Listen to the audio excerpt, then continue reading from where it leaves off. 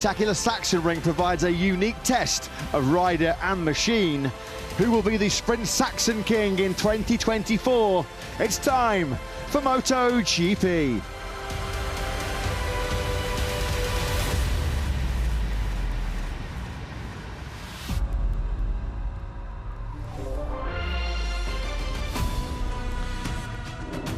So the Sachsenring, one of 5 anti-clockwise tracks on the Grand Prix calendar, with Aragon, Circuit of the Americas in Austin, Phillip Island and Valencia. It is very tight and certainly very twisty in the first half of that, 3.671 kilometres. And it's all about going left, left, left. 13 corners, 10 of them left. Got to be so careful managing that rear tyre, particularly over the full race distance of 30 laps here in what, just under 24 hours time. More pressing matters though for the riders in MotoGP as they get set for the 15-lap Tissot sprint. Turn 10 and turn 11, well, they've been the scenes of some painful crashes so far here this weekend at the Grand Prix of Germany. More on that shortly. Hard braking zones into turn 1, turn 8 and turn 12. Not many of them around this 2.2-mile circuit. And it's in that first 2 sectors where you really stretch the left-hand side of those Michelin tyres. What about the overtaking hot spots? 4 of them really in the 13-corner layout. Turn 1, turn 8 and right at the bottom of the hill, turn 12. This was Jorge Martin making the key move on Pecco Bagnaia to win the Grand Prix here last year.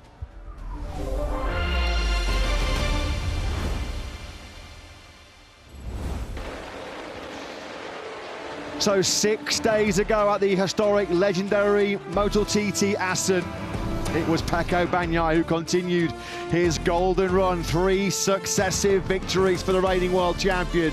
He took the checkered flag first in Catalonia, did it again in his home crowd in Mugello. Pedro Acosta was a late faller in that Assen battle last weekend. Bagnaia then making it 3 on the spin with the victory in Assen.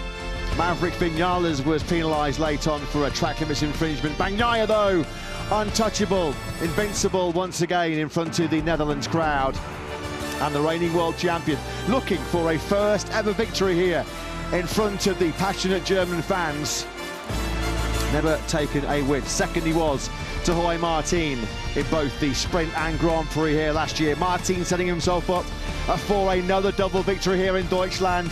He starts on pole position for the 4th time this season, 7th front row of the year for Martin after, guess what, he delivered another all-time lap record in yet another record-breaking qualifying session this morning, which had more thrills and spills, which has been the story so far of this Sachsenring Grand Prix. Certainly, without any question, the hottest conditions of the weekend so far. Compared to yesterday, this is tropical, 30 degrees in this part of eastern Germany. It was down to sort of 18, 19 yesterday, where we saw a whole bunch of crashes, 10 falls in the afternoon practice session. Maverick Vinales, who was on course to fight for pole position, fastest yesterday.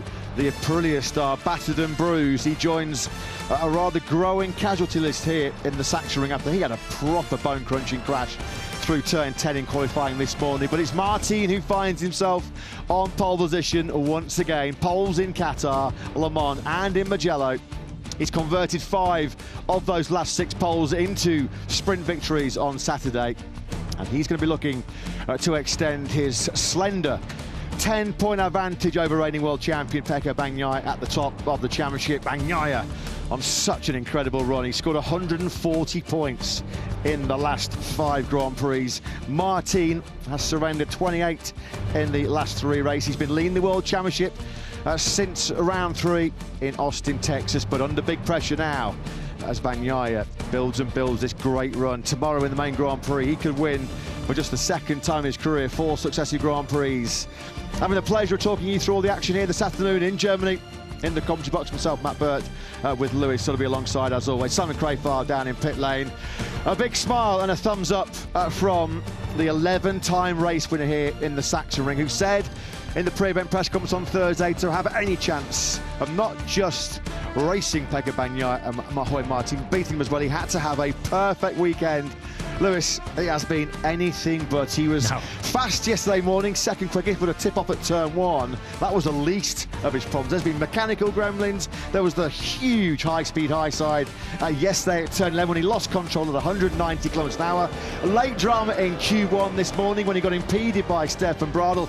He was not happy about this one, and with some justification, Marc Marquez, it cost him a chance to get in to Q2. Bradl has a 3-place grid penalty, somewhat immaterial as he was starting on the back row anyway, but Marc Marquez is going to have to perform miracles, Lewis, to make it a dream dozen. 12 wins in 12 appearances here in the Sachsenring. Finds himself once again for the 3rd Grand Prix in the last 5 on the 5th row of the grid. It has not been the weekend that he was expecting, nobody was expecting. No, Stefan Bradl was very keen to offer his apology to Marc Marquez earlier on today. Clearly, when they were taking their practice starts, Marc Marquez was in no mood to listen to any apology, and you could totally understand why from the 93's point of view. I don't think Stefan Bradl would even attempt to try and defend what happened in qualifying 1. He knew immediately that he'd got it all wrong. And Marc Marquez, of course, was in that position because, of course, qualifying 1 hadn't necessarily gone that well to that stage anyway. He was knocked out shortly before that by Marco Bezzecchi in qualifying 1. And Marc Marquez will be looking to call upon his many, many memories of success here at the Sachsenring, and also trying to call upon his memories of Le Mans and Catalonia this year, where he transformed a Q1 exit into a sprint podium.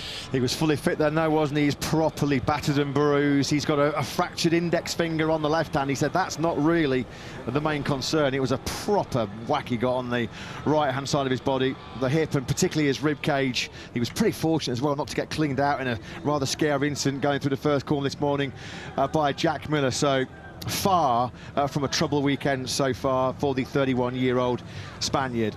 No problems though so far for Jorge Martin, who, as you mentioned, scored the first of his 5 double wins in MotoGP right here in Germany 1 year ago. Has not finished lower than 2nd in any session so far this weekend. He's looked in fantastic form. Yesterday, Lewis, when he came to speak to the media in the media centre here in Germany, he was just exuding confidence. Absolutely full of beans about his race pace. We know how good he is in time attack mode. You do feel on a surprise front row.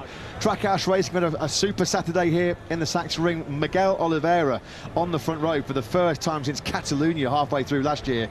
Trackhouse Racing colleague Raul Fernandez, who came through Q1, also on the front row. You do feel that Fernandez and Oliveira are going to have to make the perfect start to try and disrupt Martin's rhythm, because clearly so far, Lewis, this weekend, Martin has got the speed, he's got the rhythm to make a break at the front of this sprint.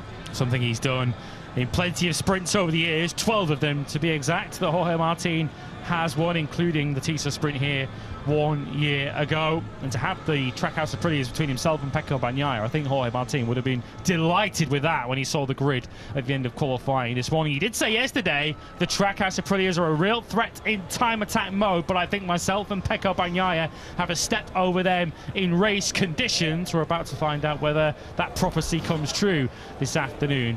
As you say, if the Trackhouse Aprilias are going to have anything for Jorge Martin's sprint, you feel they need to get ahead of him early. We are starting to see the real Miguel Oliveira stand up in 2024, aren't we, after a difficult start to life on the latest spec factory Aprilia. 93rd Grand Prix weekend in MotoGP for Oliveira, just his 2nd front row start, first in 17 since the Catalonia Grand Prix last year. Just a 2nd front row start in the Premier Class as well for Raul Fernandez. Some Saturday from the 23-year-old Spaniard, close to renewing his contract with Trackhouse Racing. A 1:19.678 was a cracking lap time to get him through Q1, over 0.4 of a second clear of Marco Bezzecchi. He went slightly quicker as well in Q2, a 1:19.643. Outstanding job by Raul Fernandez. And I'll tell you what, Lewis, the field will be wary of Oliveira's scintillating, unrivaled pace in Sector 4. Every time Oliveira has ventured out on circuit so far this weekend, he has been untouchable in that 4th sector. This morning in Q2, only Pecco Bagnaia was within 0.2 of a second of Oliveira in that 4th split. And Jorge Martin will be well aware of that, and will want to make sure that when he descends from the waterfall at the end of the first lap of this sprint, he doesn't have the Trackhouse Aprilia, the 88, right behind him. But Aprilia have been quick all weekend. Of course, those Aprilias that are still running Malaysia Spargo, if you weren't with us yesterday, his weekend lasted just 3 laps of free practice one yesterday morning before he called it a weekend. Legacy of the crashes he had at Assen last weekend. And the sole remaining factory Aprilia rider, Maverick Vinales, who was also expected to be a contender for pole position. He doesn't exactly come into this Tito Sprint at 100% fitness either, after a big and rather awkward high side in qualifying this morning, which left him back on row 3. Nasty crash that for Vinales. 4th gear he was going through turn 10, about 150 kilometers an hour when we saw the rear tyre let go. And there's a couple of big hits for Vinales. He initially sort of looked like he had the wind knocked out of him, got back to his feet briefly and then dropped back onto his knees again. It was a proper big old crash. There's been several of them so far this weekend. You have to say of all of them, probably Marquez and Vinales, 2 of the biggest, as Oliveira then comes to the front row of the grid. Great times for Trackhouse Racing. I'm sure the boss, Justin Marks, watching back at home in the States, will be loving this. He'll be tuned in on the sofa, or the couch as they call it over in America. But yeah, high hopes, big expectations after such a brilliant performance so far for Oliveira and Fernandez. And of course, we've seen Raul Fernandez in this kind of position before. Remember Barcelona earlier this year when he was promoted onto the front row post-qualifying. He then led the Tito Sprint and led it well before he crashed at turn 10 out of what looked like a potential breakaway at the front of the field. So Raul Fernandez will not feel or look out of place in that particular company, although he's got the reigning world champion, the in-form Pecco Bagnaia, right behind him, and of course Marc Marquez, who we're looking at here. Surely he's got to go aggressive on the first lap of the sprint to try and make up as much ground as he can. Not a habitual point scorer in the sprints. Raul Fernandez going from that front row, just 3 top 9s so far in the sprint era, so he'll be certainly hoping to set that record straight over what will be 15 laps. Just a quick reminder, the full feature race tomorrow will be over 30 laps, so as always half the race distance in the sprint. We're going to be lights out in about 13-14 minutes time as a battered and bruised Marc Marquez comes to the grid, and Jorge Martin, 4 Grand Prix podiums in a row. Never had 5 in a row in his Grand Prix career. That's what he'll be aiming for tomorrow.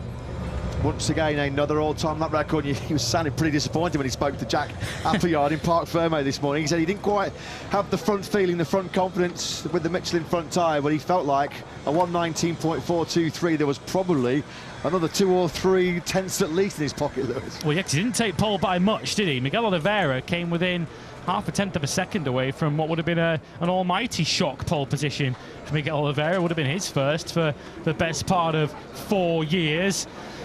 But what hopes for Ducati in its upcoming Tito Sprint? Pecco Bagnaia goes to the front of the second row, and Enea Bastianini for the back of the third row. Their team manager, Davide Tardozzi, joins Simon on the grid. He does. Davide, I noticed when I went to Pecco's debrief last night, he wasn't completely happy. I saw this morning you've made some modifications to both one of the bikes, looking for it. It looks like those mods worked because they're on the bike now. And how does he feel going into this one? Because we couldn't tell with the yellow flags all the time. Also Enea. Yeah, regarding Pecco, it's a shame that he couldn't finish his fastest lap, because he was for sure playing for the pole or for sure first row. But anyway, it will be a bit more difficult because here is very tough to pass. And if Martin start well and pull away, so it will be difficult to overtake the Aprilias. But anyway, we are confident that Pecco can do a good race. Regarding Enea, I didn't found a good feeling during the queue, but we'll see. Here is a very, very tough racetrack to overtake, but never say never, and we'll see if also Enea can fight for the podium. Sorry, Davide, but did the modifications overnight work? Is he more comfortable over race distance? Yeah, absolutely yes, absolutely yes. Mainly Pecco, while Enea was not really happy. Thank you. Thank you. Thanks, Simon. Thanks to Ducati boss Davide Tardozzi. Yeah, there was late yellow flag drama, as we so often see this morning for Bagnaia. Initially, he was on probably a front row lap when Vinales brought out the yellow flags for his crash at turn 10. And then on his last flying lap, Bagnaia saw another potential front row lap ruled out by Alex Marquez, his yellow flag for a crash at turn 5. Here's the grid, or at least part of it. Jorge Martin on pole position from Miguel Oliveira and Raul Fernandez. The second row is Pecco Bagnaia, Alex Marquez, and there he is. We've now found him. Frankie Morbidelli in 6th. Maverick Vinales, not at 100%, but he does go from 7th. Fabio Di Gianantonio is 8th from Enea Bastianini, and Pedro Acosta, who completes the top 10. While you have a look at the rest of the grid, let's hear from Wilco Zeelenberg. Very excited, I'm sure, with both Trackhouse riders on the front row. Simon, down to you. Wilco, what an incredible qualifying. I'd love to hear about that, the improvements, but also going into the sprint. Yeah, it's fantastic. Of course, you know, we have been not being slow the whole year, but of course, being suddenly with 2 boys on the front row, it's yeah, it's very special. And for Trackhouse, it's the first front row they got. So let's hope we are able to give a good performance the sprint race and the main race tomorrow, of course. Well, obviously both riders are really good in for the, you know, single lap time attack. But what about, how do you feel over race distance? Well, I think Miguel has a very good rhythm. So if he is first in the first corner, I see good chances to finish on the podium. But saying that, everything still needs to happen, you know. So for Raul, he pushed very hard in the qualifying, did a fantastic lap, but I'm not sure about his rhythm, you know. So he still struggles a little bit with the feeling with the track. He did an amazing lap, but his rhythm is not as the rhythm as Miguel has. But we know Raul's first and second lap are always good. You know, he attacks directly, and so he's able to go forward straight away.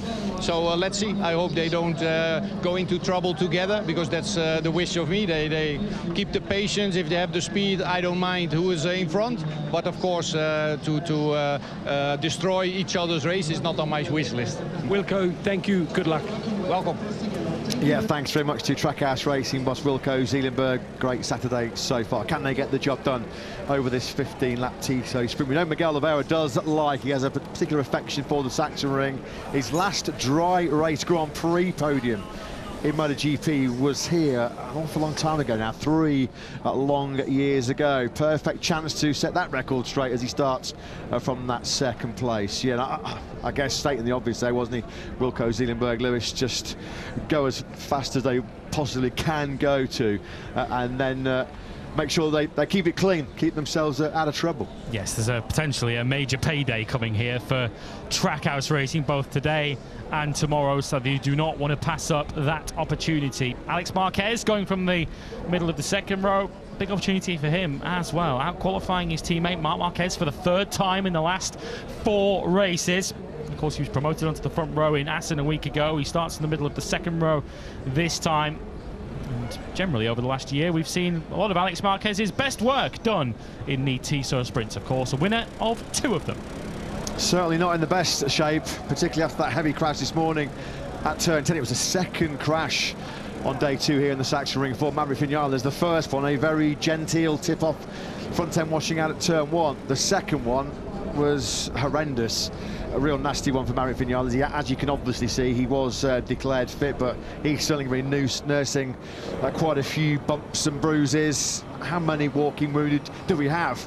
There's going to be a lot of riders welcoming the 3-week summer break coming up after tomorrow's German Grand Prix. Fabio Di Gianantonio thought he'd broken his right collarbone yesterday after a heavy crash at at the first corner. Amazing to see him qualify in 8th place. He's never gone around this Sachsenring circuit faster.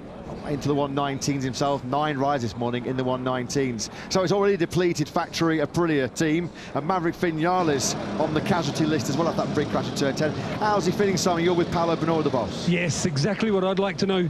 Paolo, the Aprilia obviously working very well here. Maverick was so fast right through practice and into qualifying. 2 Aprilias on the front row, not one of yours. The big crash from Maverick. How is he? Yes, it is more sad to say this position after a good weekend, because we have seen the good potential from the Trackhouse riders. We have seen a good race pace and good lap time from Maverick. Yeah, it's like this. We hope only that he will not feel pain during the race, because until now he said to us that he felt pain after the crash. So we hope that he can keep the race pace at least for the sprint, and we will see for the tomorrow. Just before I let you go, where is the pain and what was the cause of the crash? Yeah, on the back. He lost the rear, and but in a slowly way, and suddenly the grip comes, and there was an A side, so a typical A side. He tried to rejoin on the bike, but it was not possible. Thank you. Good luck. Thanks so much. Yeah, thanks, Simon. Thanks to Aprilia boss Paolo Benora. 7th place on the grid for Maverick Vinales, as we heard from Davide Tardozzi, particularly in the tight first half of this Sachsenring lap, overtaking nigh on impossible. It's just very much one line through the first sort of 5-6 corners. The track then does open up enough for overtaking opportunities, particularly if they're into turn 8, turn 11 if you are really, really brave and bold, as Johan Zarco has been over the last couple of years, and certainly on the brakes down the hill into turn 12, and also maybe a last corner, a lunge on the inside at turn 13 as well. So much talk then off track about KTM this weekend. Best Pure Mobility Group rider is Pedro Acosta down in 10th. Best KTM rider, Brad Binder in 11th. Let's get some thoughts from their boss, Francesco. Yeah, we're just heading off the grid, but I had to hear from KTM Francesco. All of your riders within almost 1.5 tenths. Incredibly close. Francesco's going to shake Jack's hand as we leave the grid. Tell us what's happening. Yeah, we didn't find the right balance so far. We will try something also during the sprint, because we have to get out from this strange, very strange situation. Yeah, let's see if with a different setup of the rider we can understand something more, something better. Thank you. Thank you. Thanks, Simon. Thanks to Francesco Guidetti. Yeah, KTM then running some experimental setups in this 15-lap sprint. Of course, it's always very valuable. You see the checker flag on Saturdays, vital to get some data and information ahead of the full distance Grand Prix on Sunday. 3-minute board then goes up at the front of the grid. Quick word on Augusto Fernandez, who's had his woes so far this season. The former Moto2 world champion and Moto2 race winner here, dominated the race 2 years ago by over 7 seconds. A season best 15th on the grid for the Spanish rider, so we'll give him a quick shout out. 1 place ahead of Jack Miller, who must be so frustrated. Miller qualifying down in 16th place, Lewis. He was 1,000th of a second away from going directly into Q2. Take a picture, Trackhouse racing fans, because your 2 riders on the front row of the grid together for the first time in their short MotoGP life. Raul Fernandez goes from 3rd, Miguel Oliveira 2nd, but it is Jorge Martin trying to set up another dream double here at the Sachsenring. And the Martin 8, as he so often does, leads the field away from pole position.